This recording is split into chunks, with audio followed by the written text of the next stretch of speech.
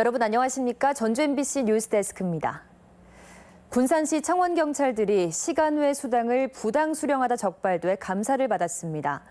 다른 사업소와 임금 수준을 맞추겠다며 벌인 일인데 시청은 오히려 이들을 두둔하고 있습니다. 박연선 기자가 보도합니다. 군산시 청원경찰들이 최근 감사원으로부터 감사를 받았습니다. 시간 외 업무를 스스로 기록하면서 실제 일하지 않은 날까지 수당을 받아 챙겼다는 겁니다. 혐의를 받고 있는 청경은 모두 3명, 평균 7천만 원 상당의 연봉 외에 각각 1,500만 원가량을 부당 수령한 것으로 드러났습니다. 이들은 혐의는 인정하지만 임금 보전을 위해 시와 합의하에 벌인 일이라는 입장입니다. 총무계 담당하고 인사계 대장 과장님하고 이 합의해야지 이걸 우리가 했었어. 낮근무만 해야 하는 간부 청경들이 다른 사업소 청경에 비해 수당에서 불리하다는 이유인데 담당 공무원도 이들을 두둔하고 나섭니다.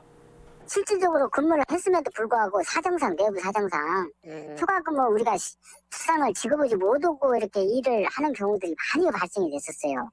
하지만 이런 군산시의 청경 근태 관리는 도내 다른 시군들이 지문인식을 이용하는 것과는 매우 대조적이고 이례적입니다. 적게 가져가고 많게 가지고 오는 거는 어떤 그 규정에 의해서 지급을 하기 때문에 달리 계속된 경제 위기로 어느 지역보다 세금 한 푼이 아까운 상황에 더욱 철저한 관리 감독이 요구됩니다. MBC 뉴스 박연선입니다. 새만금위원회 민간위원 간담회를 새만금 현지에서 개최해야 한다는 당위성이 강조되고 있습니다.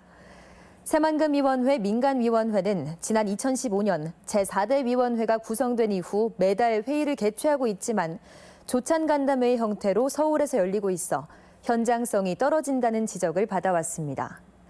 특히 지난 2일 9년 만에 새만금에서 열린 새만금위원회에서 이낙연 총리가 현장성을 강조함에 따라 민간위원회 회의도 현장 개최를 늘려야 한다는 지적이 나오고 있습니다. 민주당 전북도당은 지난주 공천심사 결과 광역의원 후보 8명, 기초의원 후보 48명을 선정했다고 밝히고 이번 주 중에 각 지역별로 상무위원회를 열어 투표로 비례대표 순위를 확정합니다. 광역의원은 박희자 후보가 여성 몫의 1번에 배정된 가운데 그 외에 7명을 1, 2차 투표에 붙여 순위를 정합니다. 한편 민주당은 어제 정읍시장과 김제시장 후보 경선에서 권리당원과 안심번호 ARS 집계를 통해 최종 후보로 이학수, 박준배 씨를 각각 공천했습니다. 한국GM 사태는 해결 국면에 접어들었지만 군산 공장의 처리 방안은 여전히 안개 속입니다. 추경안 처리 역시 답보 상태여서 군산 지역 경제를 살리기 위한 정부 차원의 특단의 대책이 시급합니다. 보도에 강동엽 기자입니다. 지난달 노사가 합의하면서 한국GM 사태는 빠르게 진정되고 있습니다. 부평과 창원 공장은 본사와 정부 지원 발표로 제도약의 발판이 마련된 반면 군산 공장은 폐쇄 절차가 진행되고 있습니다. 한국GM은 2차 희망퇴직을 신청하지 않은 650명을 전환 배치나 장기 휴직시키는 방안을 노조와 협의하고 있습니다. 관심은 이달 문을 닫는 군산 공장의 처리 방향에 대해 한국GM이 언제 답을 내놓느냐입니다. 지난 2월 국회를 방문한 베리앵글 GM 해외사업부문 사장은 매각 의사를 내비치기도 했습니다. 하지만 전라북도와 군산시의 조속한 공장 처리 요구에는 명확한 입장을 보이지 않고 있습니다. GM의 제3자 매각이 됐든 위탁 생산이 됐든 무상임대 방식이 됐든 어떤 방식으로든 군산 공장이 조기에 재가동이 되고 활용이 될 수 있도록 그나마 지역에 희망이 돼줄 것으로 믿었던 긴급 자금 지원을 위한 추경안은 국회에서 발목이 잡혀 상황은 갈수록 악화되고 있습니다. 실직자 생계 유지와 협력업체의 경영난 해소 등 현안들이 제때 해결되지 않는 것 아니냐는 우려가 커지고 있습니다. 폐쇄 이후에 이런 어려운 점들을 많이 겪고 있고 이런 현장의 어려운 목소리를 정부 차원에서 충분히 또 얘기를 듣고 이달 중으로 한국GM 종합대책이 나올 것으로 예상되는데 정부가 지역 경제를 살리는 군산 공장 활용안을 담아낼 수 있을지 주목됩니다. MBC 뉴스 강동엽입니다. 오늘 오후 4시쯤 군산시 서수면의 한 교차로에서 1톤 화물차와 승합차가 충돌했습니다. 이 사고로 화물차 운전자 54살 정모 씨가 숨지고 차량 탑승자 8명이 다쳐 병원으로 옮겨졌으며 경찰은 정확한 사고 경위를 조사하고 있습니다.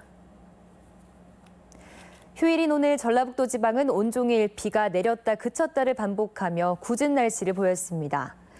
지금까지 내린 비의 양은 군산 21.4mm, 장수 20mm, 전주 9.1mm 등이며 내일 아침까지 5에서 10mm의 비가 더 내리겠습니다. 대체 휴일인 내일은 비가 그친 뒤 차차 맑아지겠고 낮 최고 기온도 20도에서 23도의 분포로 예년 수준을 회복할 것으로 보여 나들이 하는데 무리가 없을 전망입니다. 학교 급식에서 유전자 변형 식재료를 차단하는 법 개정이 추진됩니다. 국회 김종회 의원은 학교 급식에서 GMO와 저품질 식자재를 차단하고 식자재 납품 비리를 개선하기 위해 초중등 교육법 일부 개정 법률안을 대표 발의했습니다. 김 의원은 개정안이 통과되면 학교 운영위원회가 식재료 납품을 제한할 수 있어 현재 논란이 되는 유전자 변형 물질이 학교 급식에서 제외될 것으로 기대했습니다.